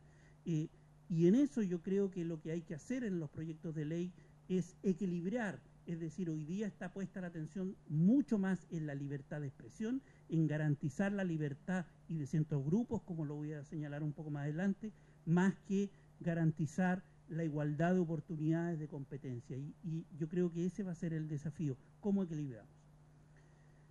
Tercero, en general lo que hemos escuchado y lo que tenemos acá es un debate de principios, y yo creo que también hay que poner hechos, números, hay que ir mirando qué está pasando con estos 10, 11 años de aplicación de una norma.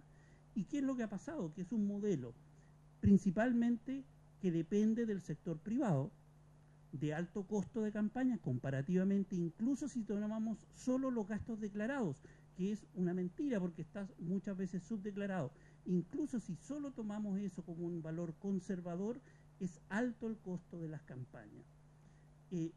Principalmente de donaciones de empresas, lo que aportan los privados son principalmente empresarios, con cero transparencia, o sea, no existe transparencia ex ante, y la ex post se produce 9 meses después con muchísimas dificultades. O sea, el mecanismo de conocer incluso los costos totales, este año fue la primera vez que se conoció algo más, pero hemos tenido fuertes dificultades. Ustedes ven, o sea, les pido por favor que vean los Excel como vienen del CERVEL, y ahí yo creo que Salvador también sufre una pesadilla, es una pesadilla la dificultad para el acceso a la información, y ahí tenemos que hacer un trabajo brutal, porque es muy poco transparente el sistema actual.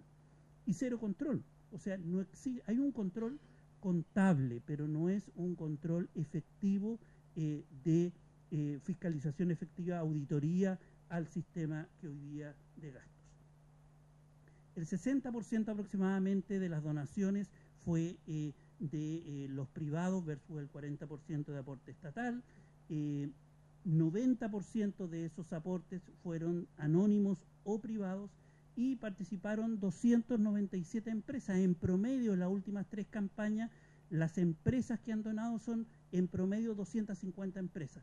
Si eliminamos los multiroot, es decir, si agregamos eso, deben ser menos de 200 o 100 y tantas empresas. Es decir, tenemos un sistema, y además concentrado en algunas candidaturas. Eso que reparten a todos es falso. En la última elección, de acuerdo a cifras del CERVEL, las donaciones reservadas se concentraron en el 19% de las candidaturas. Entonces, decir que se está aportando a todos es falso, y tenemos que trabajar con esos números. Entonces, hay pocos donantes, grandes donantes, y son pocos, y están entregando a pocos candidatos. Esa es la realidad que hoy día cómo funciona el sistema. En general, se comprueba los datos, o sea, los datos comprueban que los grandes empresarios están haciendo apuestas a caballo ganador, que es lo natural que se hace en un mercado que funciona, que es la política. Cuarto punto, hay que sincerar el debate.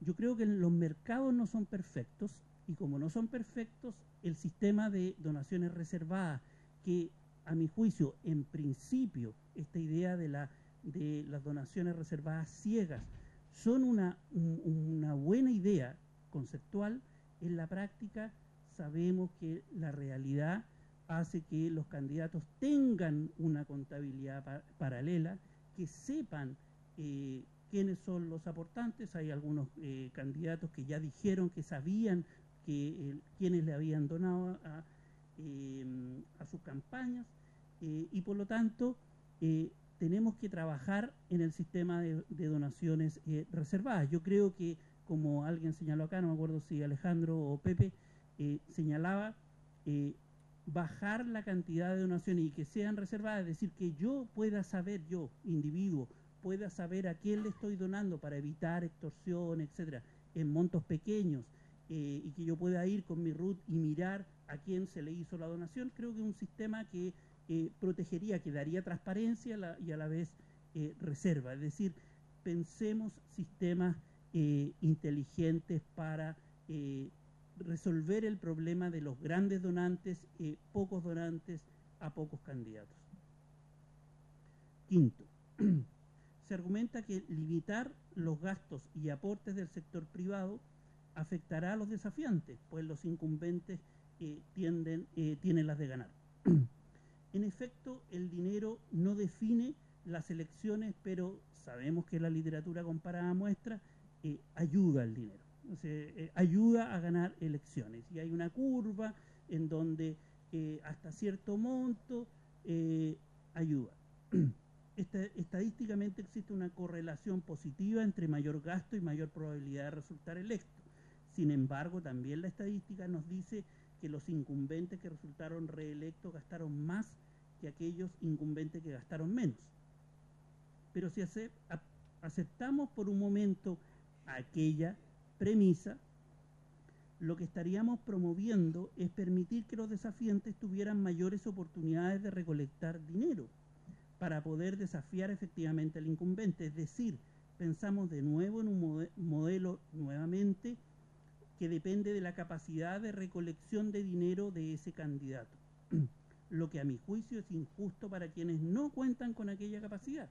Y como esas oportunidades están mal distribuidas en este mercado, que es el mercado de la búsqueda de golpear la puerta, yo creo que ahí se enfrenta un problema práctico que es necesario resolver. Debemos además tener en cuenta otro elemento. La tasa de incumbentes en ejercicio no parece tan alta como solemos pensar. Un incumbente que decide ir a la reelección es muy probable que obtenga el escaño. Más del 80% de los que deciden ir ganan. Pero no todos los incumbentes se repiten el plato. De hecho, en la Cámara de Diputados chilena, en promedio un 62% de los legisladores son incumbentes. El 38% no es incumbente, es nuevo. Y esa es una tasa que se mantiene a lo largo del tiempo. Es decir, el 38% de los diputados electos son nuevos en cada periodo. Y yo creo que acá hay un elemento clave a discutir que tiene que ver con la permanencia también, con la experiencia ganada por los diputados. Yo creo que esta idea de ser radical respecto de que todos tienen que ser desafiantes ganadores es equivocado a mi juicio también. Tenemos que de nuevo buscar un equilibrio. Yo creo que la tasa de reelección en Estados Unidos es 90%. Esa es una tasa compleja. Pero la tasa en Chile no es tan alta. Una medida, a mi juicio, mucho más efectiva de control de competencia es el límite a la reelección, un límite prudente, 3 o 2 reelecciones permitidas, 3 periodos, por ejemplo. Una cosa así que es mucho más eficiente para la renovación de la política, el límite a la reelección, que permitir el que se den dinero para los desafiantes de modo de generar esta competencia por el escaño. Sexto, excesiva regulación y restricciones estimularán las platas negras en política. Este argumento, a mi juicio, es poco sostenible. Se asume que en un sistema menos regulado los actores preferirán utilizar los mecanismos creados para donar a la política. Pues bien, la evidencia de los últimos años muestra que incluso ante un marco institucional tan favorable a los aportes del sector privado, igual existen maletines negros en efectivo, y eso lo sabemos. De hecho, yo recomiendo el trabajo de Juan Pablo Luna, que fue citado acá, del 2010, sobre la UDI, que está en el Journal of Latin American Studies, y ahí muestra muy claramente cómo funciona el sistema de recolección de dineros en un partido específico, con entrevistas a los miembros de la UDI, y cómo se hace la recolección, básicamente. Y efectivamente los maletines existen, o sea, y ahí yo creo que, bueno, a lo mejor un político no lo puede decir, pero yo creo que ahí hay que tener, eso es un tema muy serio para la democracia. El tema de las platas negras, a mi juicio, no depende de mayor o menor restricción para operar en un sistema. La única forma de evitar la política de los maletines es estableciendo mecanismos eficaces de control de financiamiento de campaña. Ello implica auditorías aleatorias en tiempos de campaña, establecer un organismo fiscalizador en forma. Yo creo que ese tema es quizás el tema que más consenso estamos hoy día todos. Establecer sanciones ejemplificadoras para quienes infringen la ley e incentivar o premiar a quienes realizan campañas de bajo costo y transparentes. El problema que veo yo es que estuvimos de acuerdo hace mucho tiempo con fortalecer el CERVEL, pero nunca se le pone la plata al CERVEL. Y ahí hay un tema, un desafío político muy importante. En el 2003 se estuvo de acuerdo en fortalecer el CERVEL y no se le dieron ni las atribuciones ni los recursos para realmente actuar. Y por lo tanto el desafío va a ser si efectivamente vamos a colocar un CERVEL tipo INE en México, una estructura concreta, etcétera, y hay mucha experiencia comparada sobre el tema. Se me dice que mucha regulación, que por mucha regulación que establezcamos, igual se buscará un resquicio para vulnerar la ley. O sea, eso es el argumento que se vuelve, bueno, pero si igual echa la norma, echa la trampa. Perfecto, bajo esa premisa entonces no debiésemos establecer normas para controlar nada, ni el delito, o no deberíamos establecer superintendencia, o no deberíamos tener la Contraloría. Supongo que todos estamos de acuerdo en que el establecimiento de un marco regulatorio siempre tendrá un riesgo de ser vulnerado. El punto es si es una adecuada justificación para no implementarlo. La transparencia total lleva a extorsión, y aquí ya voy cerrando. Otro argumento es que la transparencia total lleva a la extorsión. Se ha planteado que las personas prefieren no develar sus preferencias y si son develadas quizás nos inhibamos de aportar a las campañas. Si los aportes son públicos se produce una certeza, públicos, o sea, transparentes, se produce una certeza entre el donante y el candidato del hecho del aporte. Y sobre aquella certeza se produce un intercambio corrupto o de extorsión. Como yo te aporté a la campaña, entonces tienes que legislar a mi favor y tú sabes de eso. Lo anterior, a mi juicio, tiene también un problema. Primero, con aportes reservados ya dijimos que también se produce la certeza de las donaciones. El problema en Chile es que tenemos pocos aportes grandes y aquello no va a cambiar en el futuro. Yo creo por la concentración económica o por la capacidad que tienen los grandes aportantes de hacer donaciones. Segundo, en el escenario de total transparencia, el legislador se debe a sus representantes, por lo que si comete acciones favorables a un grupo determinado, será fácilmente castigado por sus electores. Si un senador recibe, supongamos, recursos del sector pesquero, estoy haciendo un ejemplo de mentira, no existe este teórico, y luego promueve legislación favorable para aquel sector, también es algo teórico. La ciudadanía estará enterada de aquello, será fácilmente detectable su acción. El legislador entonces no necesariamente aceptará dicha extorsión, pero además, si depende menos de los recursos del sector pesquero para financiar su campaña, por ejemplo, con financiamiento del Estado, menores serán las opciones que tendrá el sector minero, pesquero o cualquiera para incidir en la decisión de aquel sector. Y eso me lleva a la discusión que planteó el diputado Silva respecto a que no hay una incidencia o una correlación en la literatura respecto de el voto efectivo en una cámara, una decisión. Eso, hay literatura que muestra precisamente lo contrario, después del 2003, por si acaso. Entonces, hay que tener cuidado con eso. Pero en segundo lugar, sabemos cómo funcionó algunos de los grandes proyectos que son los que realmente tienen impacto los grandes empresarios. O sea, en la pesca funcionó de ese modo, en el tema de telecomunicaciones. y funcionó de ese modo con abogados en las comisiones, trabajando en indicaciones, pasándoselos a los diputados. Así funcionó el proceso. Estoy develando mucho, parece, ¿no? Ah. Hoy el problema es que el sector pesquero incide en el proceso político, no tenemos duda de eso, financia la campaña de un senador o de cualquier, o de diputado, etcétera. El senador está enterado de ese aporte y la ciudadanía vive en el velo de la ignorancia.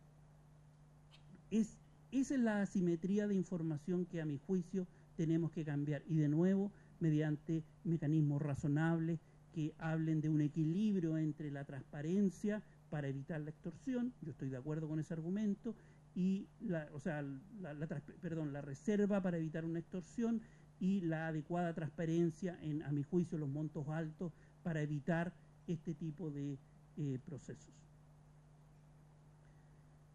Y termino con el tema de las personas jurídicas con fines de lucro que son libres de expresar las preferencias. Finalmente existe una férrea defensa en algunos sectores, defensa normativa, que las personas jurídicas con fines de lucro son libres de expresar preferencias. Y se sostiene que así como las empresas donan a la cultura, ¿por qué no hacerlo a la política? Primero, la naturaleza intrínseca de las empresas es el lucro. Y de nuevo, yo insisto, no tengo nada contra el lucro, me encantaría lucrar, me encanta lucrar. No es el problema de, oh, qué terrible que lucren, no. Pero si aceptamos aquella premisa que las empresas con fines de lucro tienen por objetivo maximizar sus ganancias, las empresas en cuanto a entes con fines de lucro van a buscar aquella maximización de sus utilidades al realizar donaciones. Sería absurdo pedirle a las empresas que hicieran donaciones filantrópicas a Rosana Miranda, por ejemplo, no recibió nada de empresas ella, o a Marcel Claude. Pues ahí no maximizarían sus utilidades. Las empresas están siendo bien racionales en a quién le están haciendo donaciones. Si ese es el comportamiento esperado, entonces el aporte de una empresa no puede equivalerse a una donación cultural. En política se toman decisiones de política pública, y como las empresas quieren maximizar sus utilidades, van a apoyar a candidatos que les ayuden a cumplir aquel objetivo. Es esta la razón que explica la concentración, a mi juicio, de donaciones en las últimas y en las pasadas elecciones. Pero además las empresas, al tener directorios, instalan el debate político en sus propios directorios. Los accionistas minoritarios no tienen nada que decir en ese contexto. Entonces la prohibición de que las empresas aporten se basa en un marco normativo. El fin de la empresa con fines de lucro es lucrar y por lo tanto incidir en el proceso político para maximizar esa utilidad, y en uno empírico. Las empresas donarán a algunos actores que viabilizarán sus intereses más que otros, y eso la experiencia de las últimas 3 elecciones lo muestra. Termino con un argumento que se señaló acá, que se señala que es inconstitucional en algunos países prohibir que empresas aporten. Bueno, tenemos casos para todos. En otros países es constitucional prohibirlo. Entonces, a partir de esa lógica de buscar casos, yo creo que no vamos a llegar muy lejos, porque vamos a encontrar argumentos para todo en la experiencia comparada. Creo que hay que tratar de buscar la razonabilidad entre la libertad de expresión y la igualdad de oportunidades. Muchas gracias.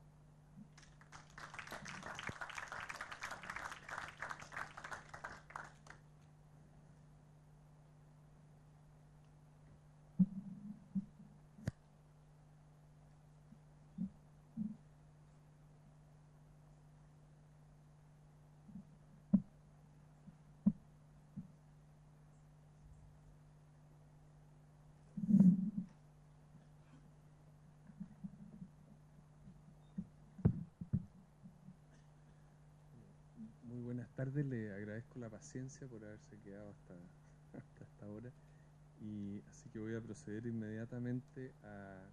Traté de organizar la presentación con algunos mitos, que es como es más entretenido, así. Vamos a ver si avanza. ¿Cómo avanza? Ahí, ya. Entonces, Y bueno, lo primero es mencionar el proyecto que acaba de anunciar el gobierno. Crea un subsidio nuevo muy grande a los partidos políticos. Básicamente deja similar el subsidio a las campañas. Y sin embargo hay que reconocer una realidad. La enorme mayoría de las personas encuestadas en muchas encuestas hace mucho tiempo rechaza aumentar los subsidios a los partidos políticos con cargo a recursos públicos, porque lo pagan todos los ciudadanos. La gente, creo, tiene bastante razón. Los políticos ya se reparten miles de cargos en el Estado, en los municipios, en las intendencias, de asesoría parlamentaria, se pagan millones de pesos. Si uno estima apenas 2.000 cargos en todos estos lugares, se trata de, a ver, yo hice un cálculo, 190.000 millones por cada ciclo electoral de 4 años. Son cifras muy grandes y la gente lo sabe. Está también además el valor de la franja de televisión abierta, estamos hablando del orden de 12.000 millones de pesos.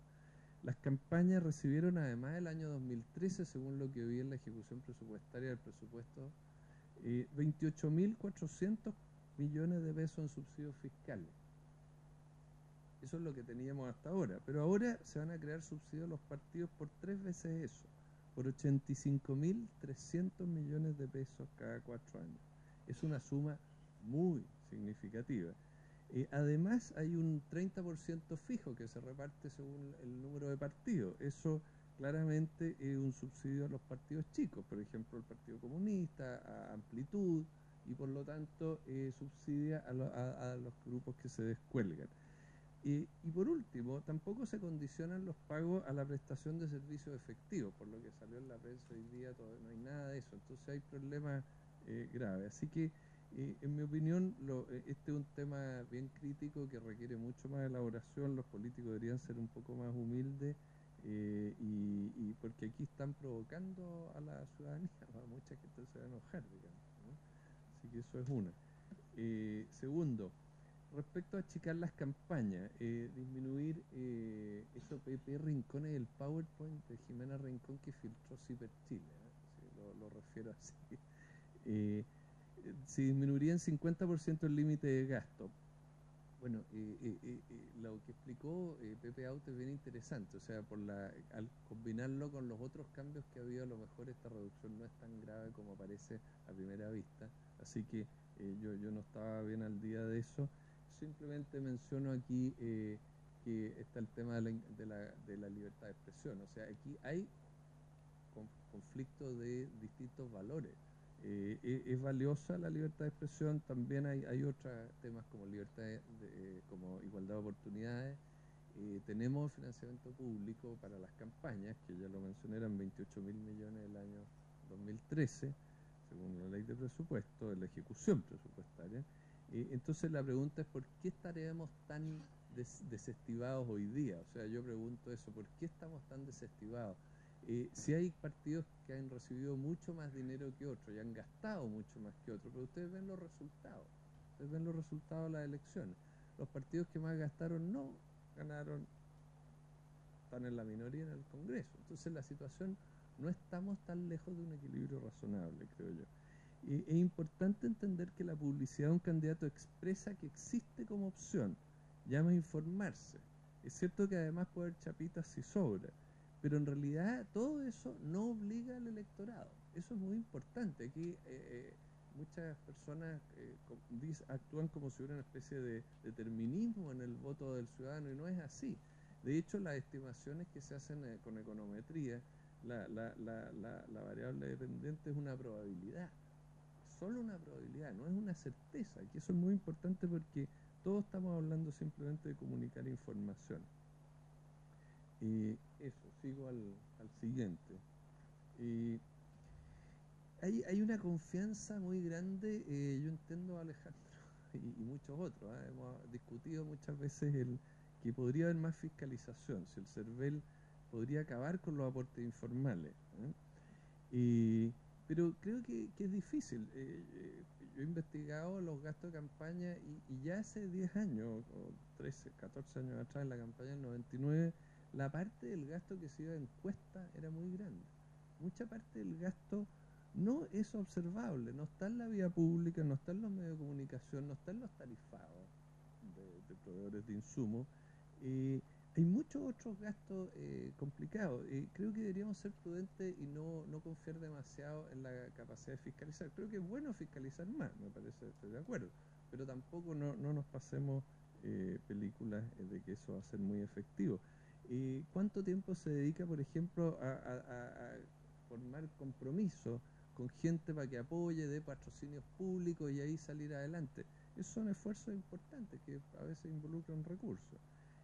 Creo que la fiscalización del CERVEL por sí mismo no va a cambiar la cultura que se ha desarrollado por 2 siglos de elecciones en Chile. Creo que se va a lograr fiscalizando, como en el caso ISASI, por ejemplo.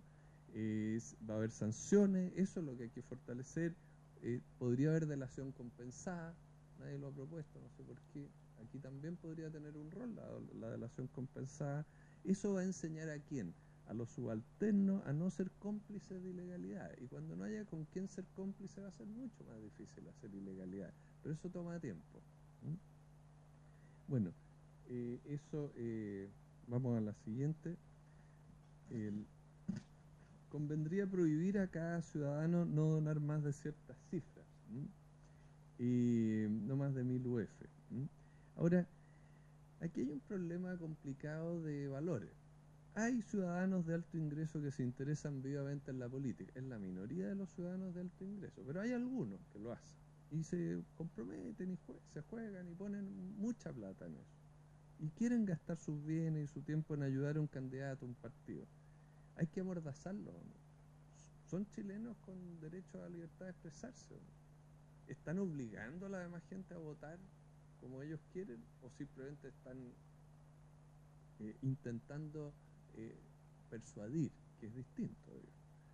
Y por otro lado tenemos otros ciudadanos que son deportistas, son actores, actrices, que también son capaces de conseguir enormes cantidades de votos con su mero patrocinio, sin poner plata, pero con su patrocinio, arriesgan su imagen. Y ellos podrían quizás hasta influir más que las personas de alto ingreso. ¿Por qué no se los trata igual entonces? ¿Por qué no se les prohíbe patrocinar candidatos a las personas famosas? Ese es el equivalente. Entonces, yo creo que aquí hay un tema como de principio. Es delicado el tema, es bien complicado. Aquí se está proponiendo quitar derechos políticos a ciertos ciudadanos, los de más alto ingreso, pero no a otros, a los más famosos. Entonces, hay evidencia de que realmente estos ciudadanos estén usando sus derechos como para provocar un daño tremendo a las demás personas. Bueno, cuando lo haya, que haya sanciones, digamos, pero presumir que hay que quitarle los derechos a las personas es muy delicado. Y bueno, aquí obviamente hay intereses también, los partidos tienen intereses. Así que ahí está puesto en la lámina. Hay partidos que tienen más contacto con personas de alto ingreso dentro de la nueva mayoría. Se quiere debilitar a la democracia cristiana, que tiene más mecenas que el PS y el PP, ¿no es cierto? Y por otro lado, si el verdadero objetivo de política pública es evitar, un objetivo donde nos podemos poner de acuerdo, es evitar una dependencia excesiva de un candidato respecto a un donante o a su grupo económico, bueno, la propuesta correcta debería ser otra, crear un nuevo límite, por ejemplo, el 10% del gasto electoral permitido, pero para los aportes de cada conjunto de personas relacionadas, sea por parentesco o de otros modos, a un mismo candidato o partido. Pero eso no se ha propuesto. ¿Por qué? Pues si ese fuera el objetivo, eso sería la herramienta adecuada. Otro punto, otro mito respecto a la legitimidad de prohibir a las personas asociarse para expresarse en política. Y yo tengo ahí un ejemplo. Si los camioneros colectivamente dicen, ¿sabe? Vamos a tomarnos la ruta 5 Sur porque nos están asaltando la Araucanía y no tenemos la protección del Estado a la que tenemos derecho como ciudadanos. Y el hecho de que actúen en grupo, ¿los deslegitima? ¿Habría que prohibirlo? ¿Tienen que actuar siempre en forma individual y atomizada?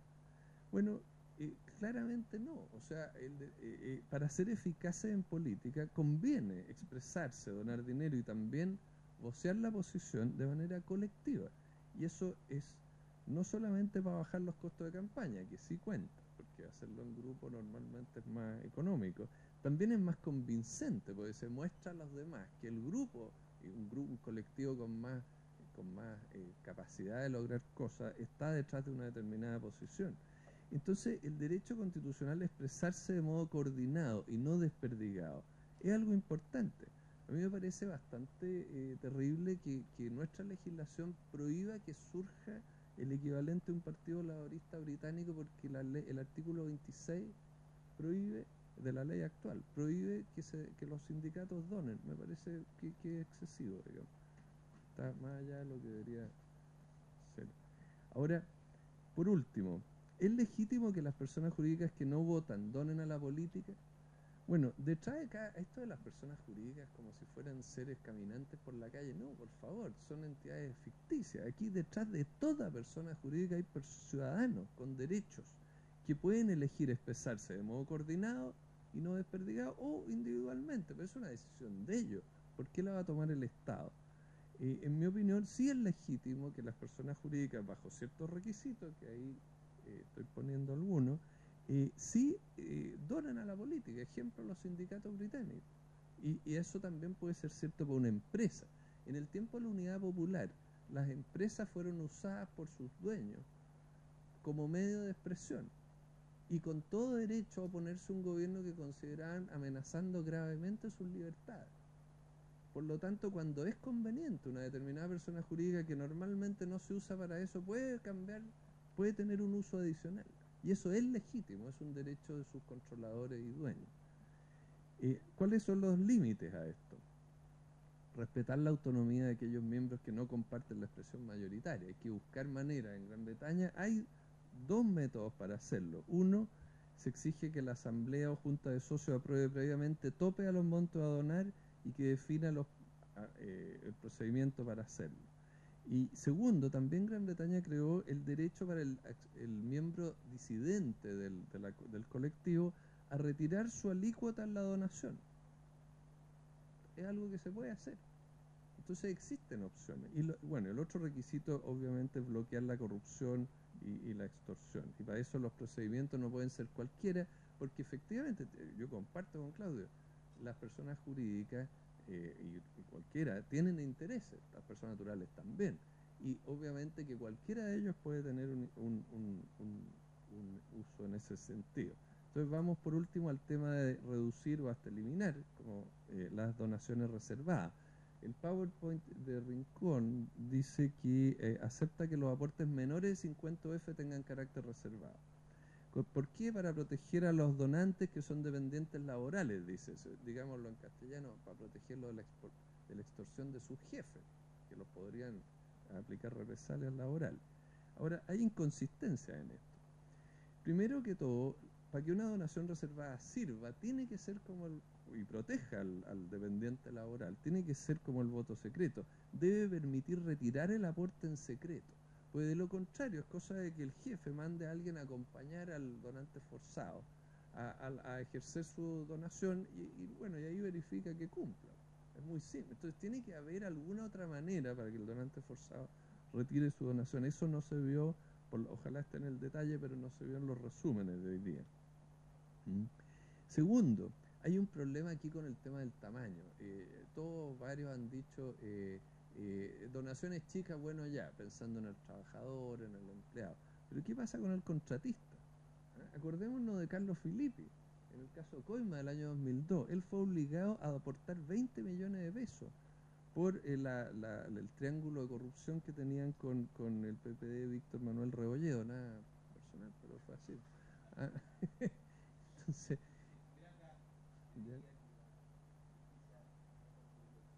¿no?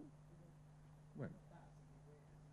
No es mi intención. Yo pensé que el juez Arangui había cerrado el caso y lo había sancionado fuertemente. Bueno, pero eran 20 millones, y ese es mi punto central. En realidad el caso particular puede ser. Pero los 20 millones, ¿qué pasa con ese caso? O sea, fíjense, lo que se está proponiendo de tener un umbral de donaciones reservadas es justo para los casos donde cada uno individualmente hay menos presión por extorsión. Aquí el extorsionado, claro, es el contratista, el que puede perder la licitación porque no le soplaron a tiempo una información crítica. es el regulado.